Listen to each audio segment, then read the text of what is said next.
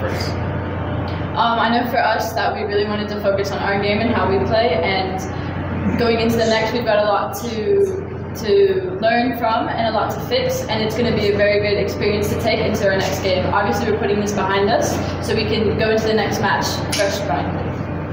Alam ko po, hindi po ito yung resulta na gusto namin, pero proud po ako sa ginawa ng team namin. Lumaban po kami hanggang dulo. Ito yung lesson namin kung paano kami mag-step up sa next game.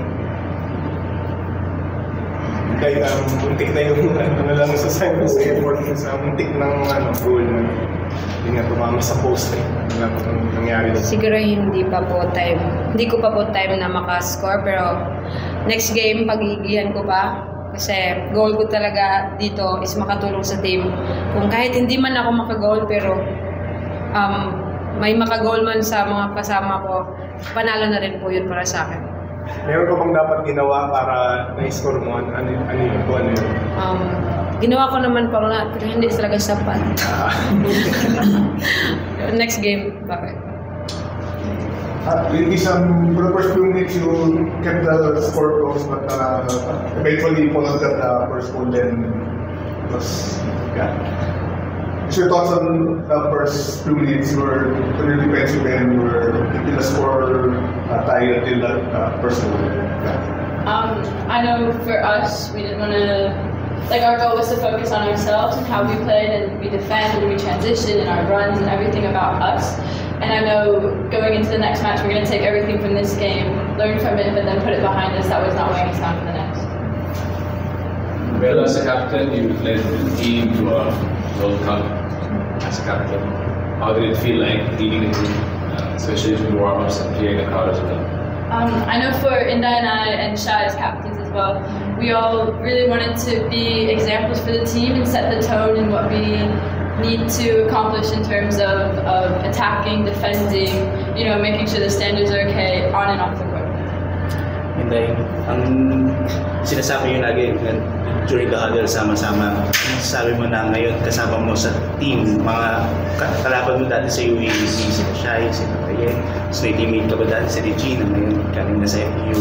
Kamusta yung feeling na ngayon nagsama-sama na yung mga local talent sa UAAP kasama mga foreign reinforcements galing sa Pilipinas para dito sa FIFA Futsal Women's World Cup?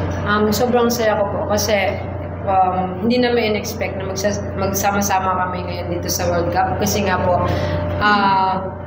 may kanya-kanya na po kaming buhay, pero ito po yung itong World Cup po ang nag-uus sa amin na paano kami kaya kami nagsama-sama dahil sa World Cup na to, and sobrang saya ko lang po na makilala yung mga ibang team ko na nakalaban ko dati sa UAAP, and which is naging sobrang close ko, na sobrang close talaga. Against Morocco lang, anong tingin niyo doon sa natalo rin sila kanina ng medyo malaki, so tingin niyo ba, do you feel like you have a good chance against Morocco after this experience against Poland? Bilog po ang bola, so hindi natin maano yung result kung hindi pa natin ilalaro, kaya tingnan na lang po natin sa game at gagawin po namin lahat para may panalo yung laban, at lalaban kami para sa team, para sa bayan, and para sa mga tao na naniniwala sa amin. On the Morocco match on Monday. I know for us that we really want to show ourselves again and our values and how we are as a team, and inspire every Filipino watching, because it is in our home country, and to go into the next match with a fresh slate is going to be our goal. Hindi, sabi mo nga dun sa pinost mo sa Facebook na parang lang to eh.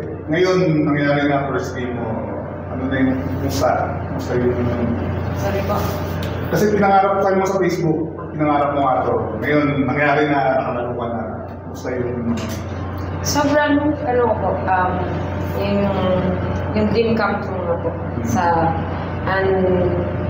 Hindi ko po in-expect to eh.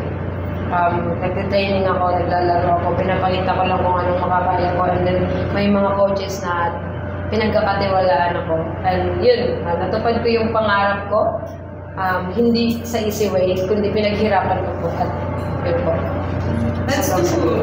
two last questions. Or one, maybe one. Sige, follow up na lang dito. Ngayon, naka-get over ka naman dun sa, yun, dream come true, ngayon, goal mo na, yung makakukay panalo, ganito. Hindi pa rin po ako makakapal. Like, sobrang, parang nandun pa rin ako sa batang ako eh. Parang gusto ko bang may makamit pa sa sarili ko, rather than sa team. Kasi hindi ito din ako, kasi group team ito. So, para sa team. Okay. Thank you.